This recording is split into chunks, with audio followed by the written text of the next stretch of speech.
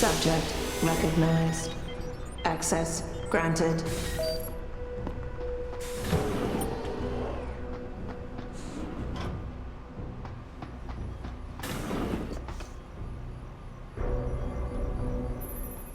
So now you've made it inside the secret detention camp of the DLC of The Missing Link. And this was level designed by Stephen Chichola. Yes, thank you, Mary, and for saying that correctly.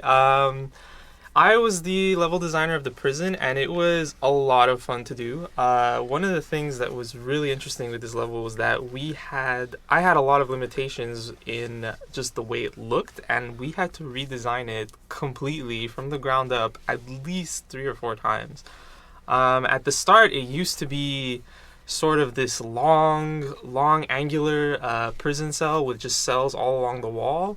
Very old-fashioned style looking references that were used for this. Eventually this got changed into a more open-ended, similar, but just had prisons on both sides of the walls with a larger space in the opening in the middle, and that got changed again. And then finally we've reached this conclusion to have this sort of tube, this turbine almost, that I would call it a silo is what we actually called it, of all these prison cells. And the reason for that was because we needed to create the sense of a very massive prison that extended on beyond the areas you would get to explore. So when I got this request, it was kind of like, oh geez, how am I going to show this? Because we can't have the player going to 50 some odd floors, right? It would be a little ridiculous. So in the end, what I had figured out would be a kind of a clever idea was to have the entire floor in the center where this cube is rested upon is actually a mechanical floor that lifts and lowers depending on where the guards want to go inspect, I suppose. And you can actually see this in the 4 tall pillars on the corner of that floor. There is this huge machine on them, which are basically kind of mechanical system that are the elevator system in there. We've designed that to make sense, and I guess that's the only thing that we have that really say this is motorized. And another interesting tidbit was the entrance to this area, the positioning of the entrance to this large silo was something that changed also very often. It was important to us because as soon as you get there, it's a very nice beauty shot of the prison. And the redesign of the thing, one of the big aspects of redesigning it, we had a much better Deus Ex style environment with this kind of sci-fi environment here, which I think it's really cool. I'd like a movie in that prison, actually. It's a nice reveal. Yeah, and I had to place all the NPCs as well in every single prison cell to, again, same problems that I've had in the Alice Garden pods earlier in HR, is that you're trying to make a very populated area, but you have limitations on how many NPCs you can use. And so I kind of managed to place NPCs in each pod that every so often, each doing different things, and you can kind of talk to them. And so that was a lot of fun. I hope you enjoy this area.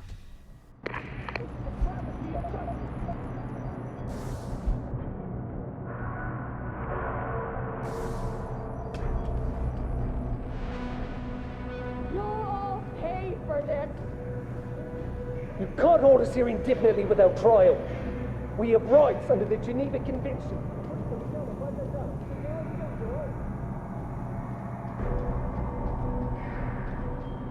Fucking hell. Man enough they're being sliced up by a bunch of quacks. He's got the pod to get his jollies.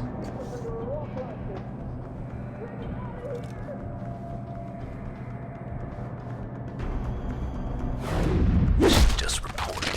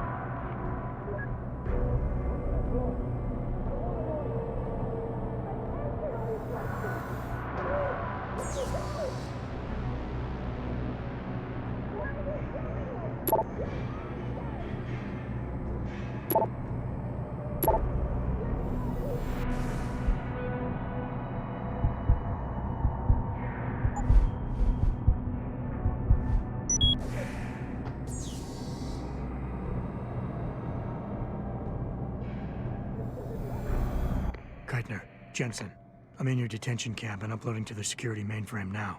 Copy that. Any problems? Negative. I gotta say, though, this isn't exactly what I was picturing when you described it. Yeah, well, we'll talk about that later. Right now, you need to get inside the interrogation wing and find out what Burke is hiding. Contact me when you know. Keitner out.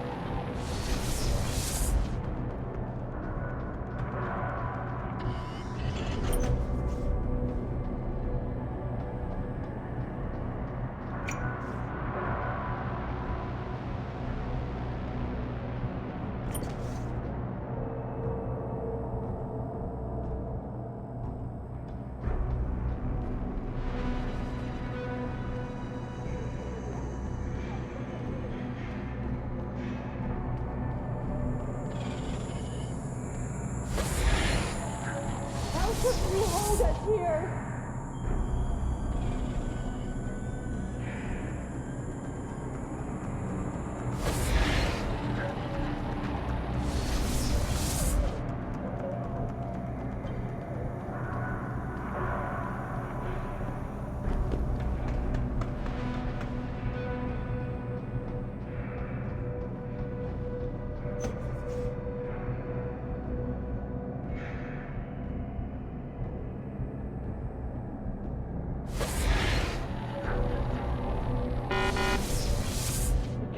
Sweep us under a rock like this.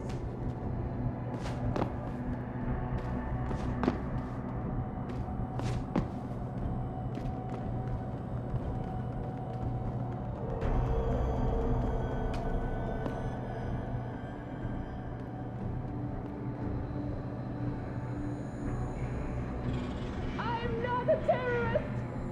You are the terrorist.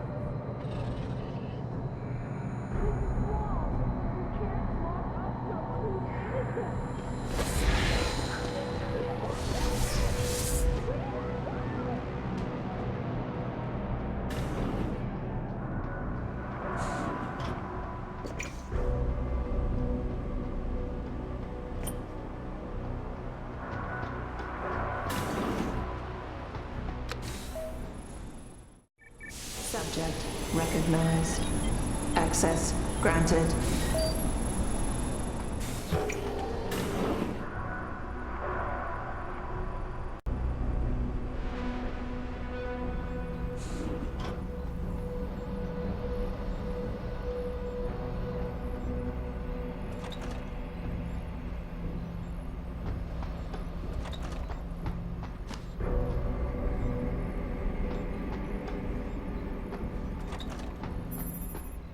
So now we're joined once again with a voice you've heard several times in this director's cut, Steve Shepkowski, our audio guy. And yeah, so we're here to talk about the new device that we introduced in the DLC, which was basically the audio logs, which I was really happy about. I thought it's a great way to add backstory at a very low cost, because it's just an object that we put in a room, and then you just plug in all the story stuff that you want the player to get. So for me, it's always a great, cheap way to introduce lots of backstory, and it was fun doing it because you get to put it together and you make your little ambiances and make it sound like you really try and sell it like it's a story. We had an operation scene in this, which was really fun to do, and I'm a big fan of audio logs. I think they're a lot of fun to do, and for sure on a production level, you get a lot of payout for the cost of putting one little object in the game. So yeah, it was great. I was happy we did it. Post-interview log. Patient has been returned to detention area after sedation. The medical history gathered indicates that she's a prime candidate for inclusion. Similarly, all biological indicators fall within required parameters. Recommend preparation for stage 1 therapy prior to... Gary, have you seen this? Have you seen what's on this smart disk? He's gone mad! Tiffany, slow down. What are you talking about? Where'd you get that? I found it in the last shipment of materials we received. One of the boxes had been tampered with, blatantly. Someone was sending this to me, to us, to warn us about Commander Burke. That sounds a little far-fetched, don't you think?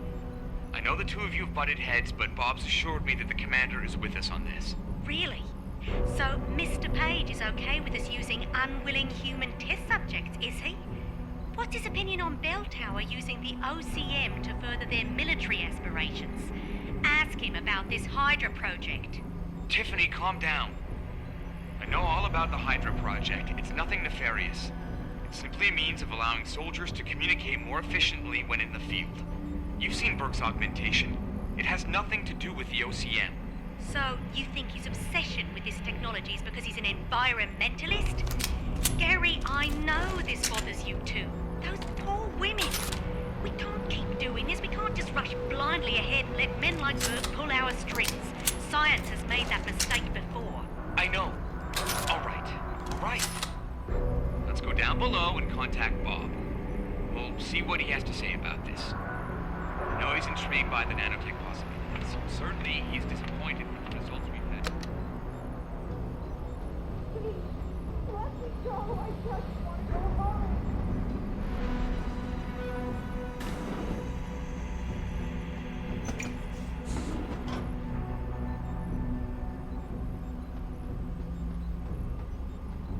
Why are you doing this to me?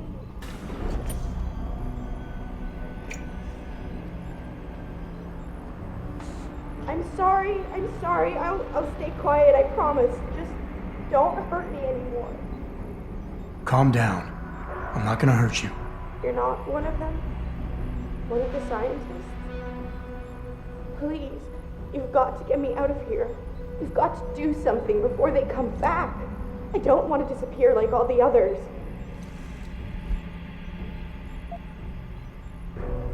Hold on. You said they were coming back? Who? Burke? Is he behind this? I'm not sure. He comes around, but not that often. I know he gives the orders around here, but he doesn't seem all that interested in us beyond some psych tests and questioning. He mostly leaves us to the doctors or scientists or whatever they are. Tell me about these scientists. Is one of them a woman named Reed?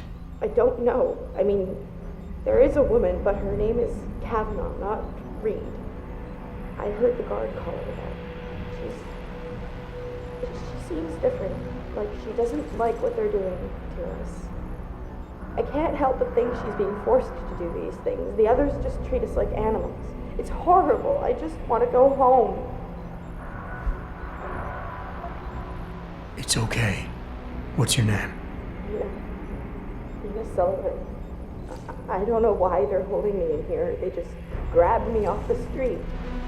I heard Cape Town was dangerous, but I thought with all the security around... Cape Town? South Africa? Isn't that where we are? I blacked out. They drugged me, I think. I was on vacation in Cape Town at the end of the summer. I was going to be starting senior year in the fall, and I wanted to have an adventure. My parents must be so worried. I take it you're not a terrorist, then? No. I've never done anything wrong. Never demonstrated against anything or anything. But neither have most of the girls here. I'm not sure about the men, but please, can't you get me out of here?